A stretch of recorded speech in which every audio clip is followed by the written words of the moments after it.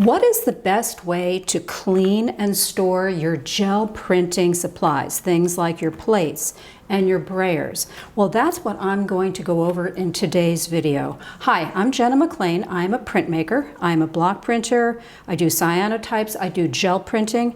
And in this video, I'm going to give you my best practices for cleaning and storing your supplies. And I recommend that you stick around till the end of the video because I'm going to tell you how to get my free supply list. It's pretty meaty. There's about 10 pages here with links to the products that I actually use. I go into a lot of detail about the kind of paints you need because that's super important. So stick around to the end of the video and I'll tell you how you can get your hands on that. Okay, before we get going with this video, I want to explain two things. One, I'm not referring to how to clean and store homemade gel plates. Yes, you can make your own gel plates. There are recipes online. I've never made one. I've only purchased plates from companies like Gel Press and Jelly Arts. So if you want to make your own gel plate, there are recipes online and YouTube videos.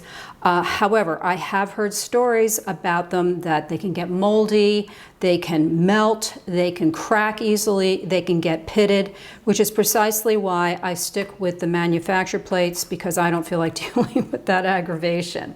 Also, the second thing is there is a lot of conflicting information out there about how to clean and store your equipment. And I'm just going to tell you in this video what I do. It works for me.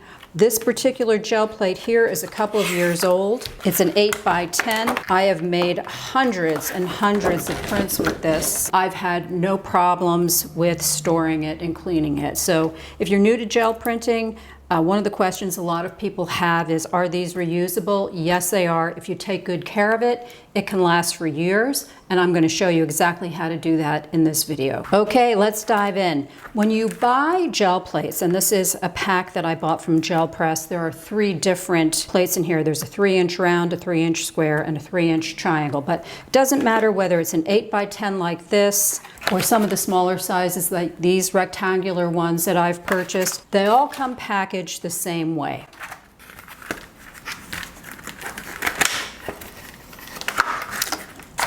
The gel plate comes sandwiched in between 2 sheets of Mylar. And you don't need this stuff. You don't need these Mylar sheets. You can get rid of them. You also don't need this cardboard insert that's in the package. So when I get a brand new gel plate, I get rid of the Mylar sheets, I get rid of the cardboard, I just take the plate and I put it right back in the clamshell like this. One of the questions I've gotten from people is, can I take a gel plate that's brand new, just peel this Mylar sheet off and start printing on it right away? And the answer is yes. I've heard other people say, oh, well, you need to condition it first with baby oil. I have never done that. When I buy a new gel plate, I just take it right out of the container and I start printing with it right away. Gel plates are made of a plasticizer and it contains mineral oil. So it already has an oily feel to it. I don't feel that you need to condition these with baby oil to get started, because it already has an oily consistency to it. So I'm going to make a quick print here with some fern clippings that I have from indoor plants, and then I'm going to show you how I would clean up the plate. I'm going to speed this up and you can watch along.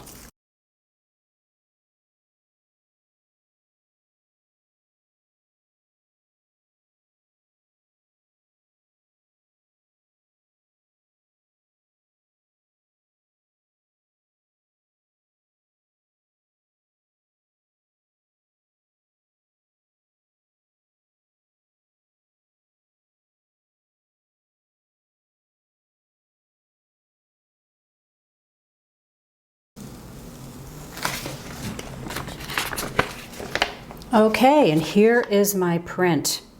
Now, as you can see, I used several colors on here, and we have paint residue. We've got some blue here, and we've got some green down here, and a little bit of the magenta here. To clean the plate, you could do a couple of different things. One is to use a baby wipe, and to start going over it like this. And you can see that it starts to pick up some of the paint. But the thing about baby wipes, I feel like you really have to work with these things.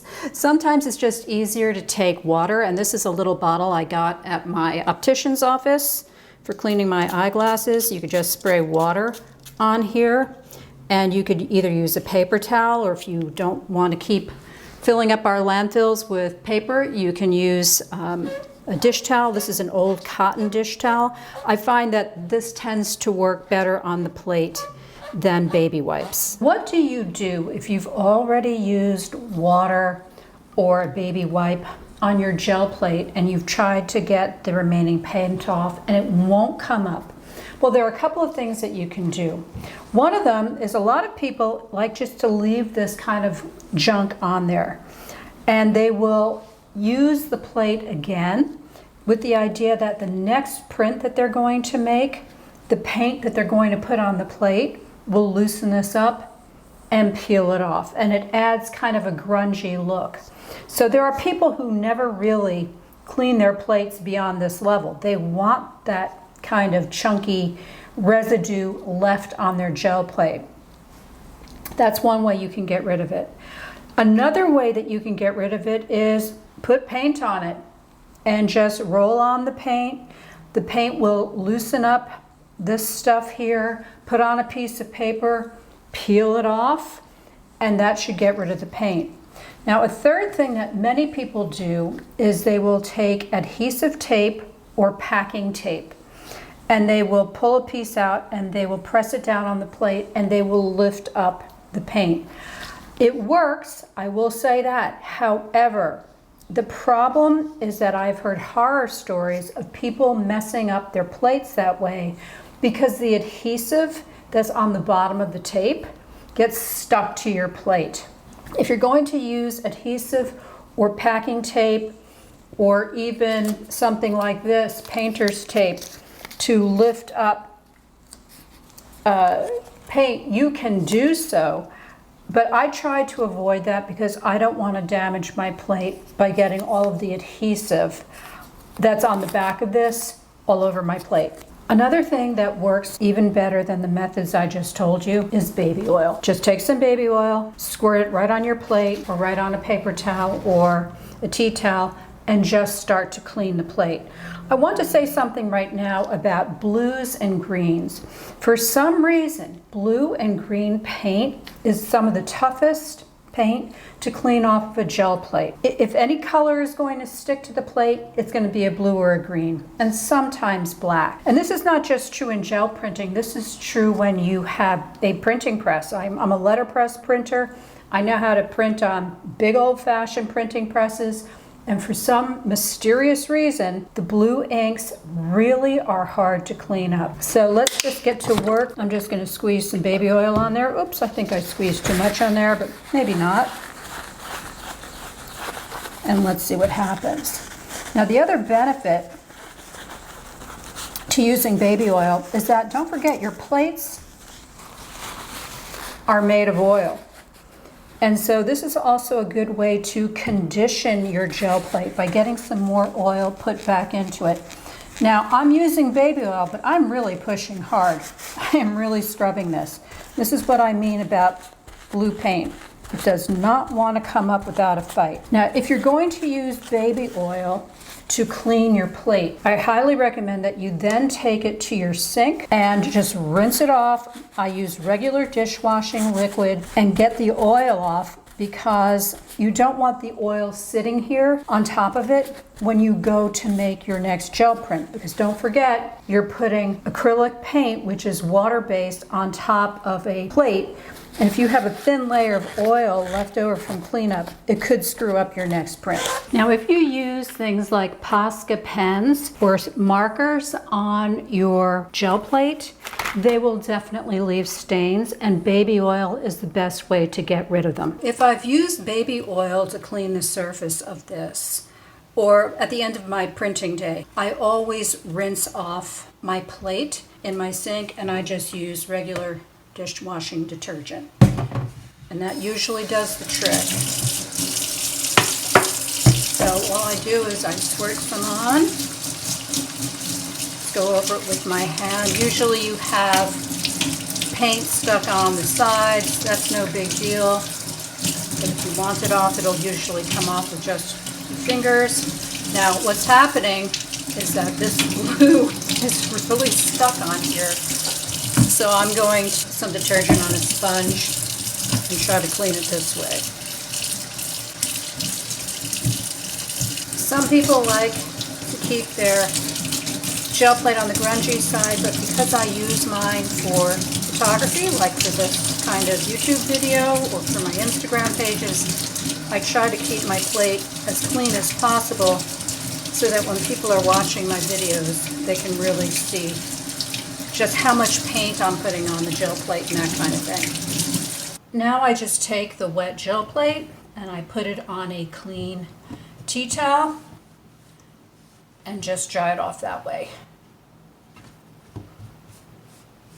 My gel plate should be pretty dry by now, and all I do is pop it in the clamshell and close it up, and that's it. Some people recommend that you should always put your gel plate in between two pieces of paper to store it. I never do that, and I have never had any problems. As I mentioned, this is an old gel plate. I've had it 3 years.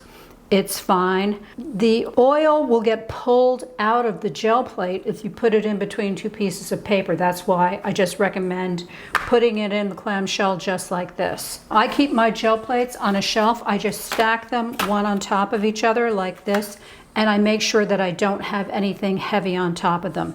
If you do have something heavy sitting on these gel plates, they can get dented and the dents may not come out. You can also stack your gel plates like this, vertically. They don't have to be flat. You can stack them like this if you don't have a lot of room. Now, there are some people who gel print every single day. They have a regular gel printing practice. And putting their plate away every night at the end of the day, that's too much work. They don't want to be bothered with that. What they do instead is they get a piece of plexiglass. This is plexiglass. They get it to be a size that's good for their particular gel plate. And what they do is they leave the plate out in the open. They do not put it in the clamshell, and they'll just slide it onto a shelf or a drawer like this. And the great thing about the plexiglass is if you work with 3, 4, 5, 6 gel plates and you put a piece of plexiglass underneath each one, you can stack them one on top of each other, and that saves a lot of space. However, one caveat about leaving these out: they are sticky. Dust will be attracted to these, as well as crud that could be floating through your art studio or wherever you work. So if you're not going to use your gel plates all the time, I recommend that they go in the clamshell. Okay, let's talk about cleaning brayers. Here are 2 brayers that I deliberately left overnight with paint on them so I could show you what happened. I'm going to show you what it's like trying to get the paint off after 24 hours. You see anything coming up? Nope, neither do I.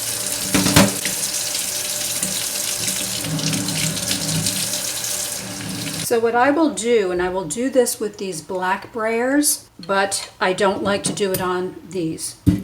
I will take a Brillo pad and I will gently start to rub at this, and the paint starts to lift off. The reason I say I will use this Brillo pad on these black brayers is because they have a hard surface, and the Brillo pad is not going to hurt the surface of the roller.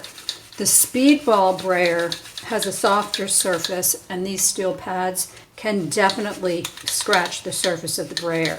So the moral of the story is that when you are done gel printing at the end of the day, wash your brayers immediately. Another thing that some people like to do when they're gel printing is that they take a little thing of water like this, they take some Murphy's oil,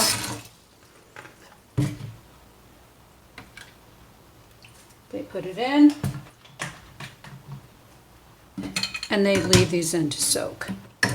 Thank you for watching this video. I hope that you got a lot out of it. If you would like to get a copy of my free gel print supply list, there is a link below the video in the description. You can click on it and it will be sent to you right away. I have links to all the supplies that I use, the paper, the rollers. I have a 3-page section just devoted to paints and how to choose them and how to choose the right colors, because the quality of the paint that you use is really going to affect the quality of your gel print. So if you want to grab your free copy of this gel printing supply list, look in the description below the video and click the link. And if you liked what you saw today, you can subscribe and you can see more videos from me about gel printing and other printing processes in the future.